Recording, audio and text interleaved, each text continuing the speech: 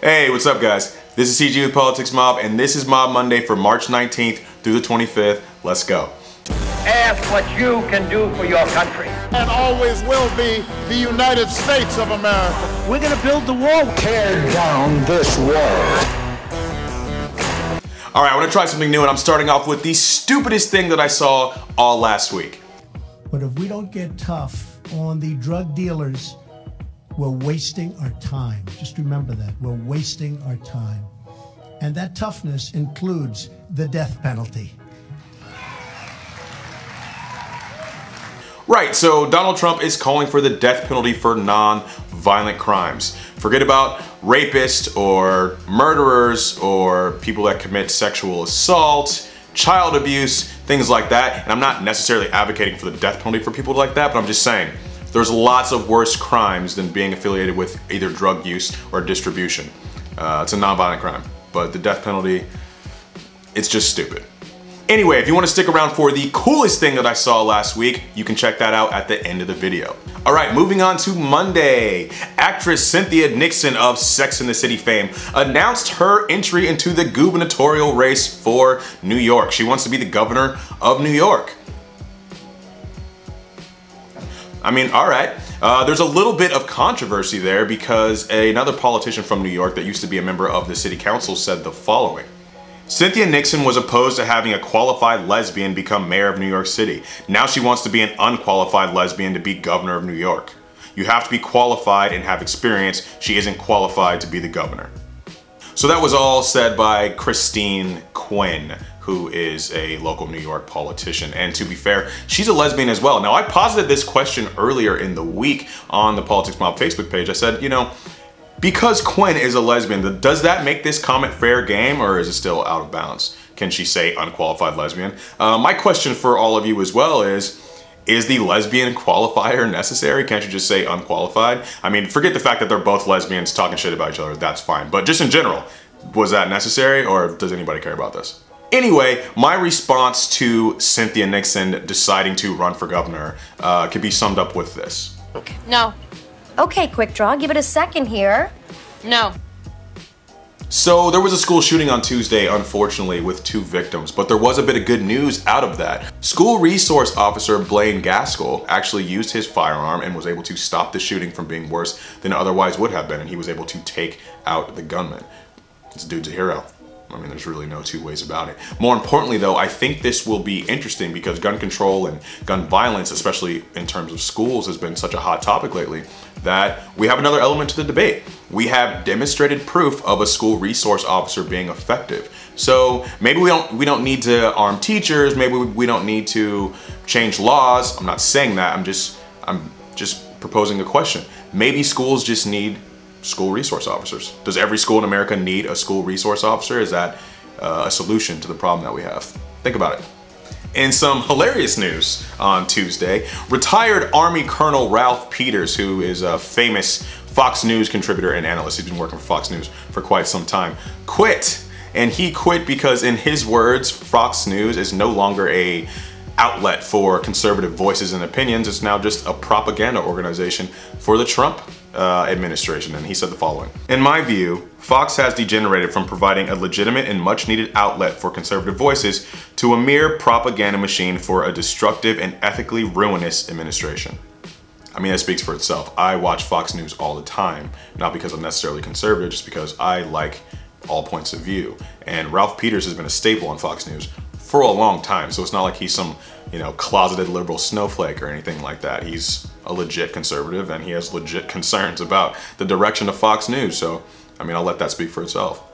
All right, moving on to Wednesday. Back in 2012, a Border Patrol agent working in Arizona shot and killed an unarmed Mexican teenager. And what is a very rare case in terms of Border Patrol and enforcement, that officer is actually now being tried for murder, so we'll keep you posted on that. And Nazis are back in the news. I'm sure you couldn't wait to hear that. A former Nazi party leader won the Republican nomination for Congress, so he's gonna be running for Congress in the general election come November. Now, to be fair, it's not like a bunch of Republican voters in Illinois got together and were like, this guy, that's my dude, Nazis. It's more that he's running in a very, very heavily Democratic district, and no Republicans even tried to get the nomination. He was the only person on the ballot, so he won by default. In any case, he's an idiot, and I think what he's doing is disgraceful. I'll show you a picture of the guy right now. And yes, you are reading that correctly. You are reading that correctly. You're not crazy. And I'll give you just a little bit of taste of my man's worldview. He's a Holocaust denier and like legit Nazi. One man, myself, that's standing for the truth. And the news media can't stand that. Mr. Jones, the Democrats and Republicans of this accursed two-party, Jew-party, queer-party system can't stand language. it. And the fact that you deny the Holocaust, you are entitled Yes, I deny the Holocaust. Listen, it's an extortion racket. I mean, I got nothing. It's 2018. We still got assholes like this floating around. I want to make one thing clear though. This is not an indictment of the Republican Party. I don't even think he's necessarily affiliated with the Republican Party. He's just running as a Republican. But I still get to point this douchebag out, right? I still get to point him out. He exists in American political space and he's running for legitimate American political office. He's going to get trounced, but he exists. Like, I think we have to acknowledge that. Moving on. All right, on Thursday, H.R. McMaster, the president's national security advisor, was replaced. Depending on the news outlet, he was fired and or retired. I'm gonna go with fired, but he was replaced by John Bolton. John Bolton. John Bolton, the guy that has been advocating for war, whether it's with Iraq, Iran, North Korea, probably since he was a child. This guy is a maniac. John Bolton. John Bolton. This guy. Either we leave North Korea with this ballistic missile capability and the possibility of putting a nuclear warhead under the nose cone, or we take preemptive military action. Right, so that was back in December, and you could argue that based on what was happening in December with North Korea and their nuclear program, that maybe a preemptive strike was at least worthy of being included in the conversation.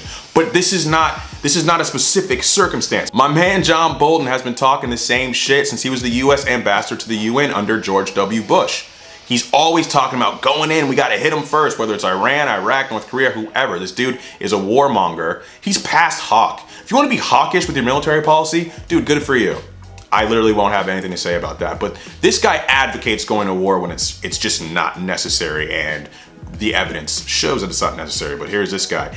And now he's got the president's ear, I swear. What is it with Donald Trump's choices for national security advisor? It just goes from bad to worse. Can we get Michael Flynn back? Can we get Michael Flynn back? I want him. I'm not even joking. So Karen McDougal went on CNN and talked to Anderson Cooper to give her version of events of the affair that she allegedly had with Donald Trump. You had been intimate. Well, after we had been intimate, he tried to pay me, and I actually didn't know how to take that. Did he actually try to hand you money? He did. He did. I mean, all right, this is laughable for many reasons. One, because if that did happen, wow. Second, through her own admission, she went back. This was consensual. This was not forced. Was it a little degrading? Yeah, no doubt, but she went back and she continued to have this affair for many months, allegedly. So, what are you doing, Miss McDougal? What are you doing? I don't understand what the point of this is. At least Stormy Daniels is saying that she was kind of unlawfully silenced and intimidated, and that the NDA is not valid. I don't know what Karen McDougal is doing. I think it's stupid. Now, you might disagree, that's fine, but I don't see the point. I don't see the point. She's not saying that the president was abusive or assaulted her. She's saying that a tabloid magazine bought her story and then refused to publish it. So what? So what? All right, moving on to Friday. The spending bill that was eventually signed by Trump, even though he protested that he may not sign it on Twitter, he caved and signed it later that same day, which was odd. But anyway, the $1.3 trillion spending bill that Congress just approved has record levels of military spending. Now, just like we were talking about Bolton, if you happen to be more hawkish, this is probably good news for you. If you're more dovish like myself, not scared to admit that, this is a little bit scary. Why are we spending that much money? I'm not talking about not supporting the troops here, so before you go hit me in my inbox or in my comments about me being unpatriotic, I'm just saying I don't think that increased military spending on this level is necessary. If you do, cool, you know, no worries. My thing is this though, for the people that got Donald Trump to the White House, those of you out there, I think he did so saying that he was going to cut spending, cut waste, bring back some economic and financial responsibility. I don't think that this bill shows that, but you know, I'll leave that up to you to decide. And the news of that was followed up by Trump saying that he is going to ban most transgendered servicemen and women from serving in the military at most capacities. Now, he'd been threatening to do this ever since July when he tweeted about it, but he didn't follow through. But now it looks like he's following through. So where do you guys stand on that? Do you care? Does this matter to you? I think it's a little preposterous. I don't personally care. I have no military experience. I have no military background. People in my family do. Friends of mine do, but I don't. And I look at any American that wants to serve, wants to protect this country, wants to potentially die for this country, let them do it. Let them do it. Why not? But that's where I'm at it. You tell me where you're at in the comments. Now, as far as the news from over the weekend, I'm actually not gonna touch on it. And that's just because the goal of Politics Mob is to kind of hit you guys with a little bit of information, make you think, obviously, and give you some information that maybe you missed out on, maybe you didn't get a chance to check out during the week because your lives are busy like the rest of us. The weekend's news was so heavily publicized both during the weekend and then following into today, Monday, that I don't think it's necessary. We obviously had the March for Our Lives. That was very well covered. I saw a large diversity and array of opinions on that, as well as this Stormy Daniels interview from last night, right? That was also very heavily publicized. So I'm sure you have access to all that stuff. I'm sure you've already formed opinions on most of it if you haven't already. So I'm gonna let that one stay where it is. That said, let's get to the coolest thing that I saw all week. And that is now that deep red state of Mississippi now has its first ever female senator. Round of applause. So, former Mississippi Senator Thad Cochran stepped down due to health issues, and in cases like this, the governor of the state can elect someone to fill the position to fill out the remainder of the term. So in this case, we're looking at a female senator in the state of Mississippi, and she goes by the name of Cindy Hyde Smith. So, very cool. Congratulations to Cindy Hyde Smith, and congratulations to the state of Mississippi for now having its first ever female senator. All right, guys, that's it for this week's Mob Monday. As always, I'm CG. This is Politics Mob. I always encourage all of you to learn, think for yourself, rise up, and create change, whatever that change means to you.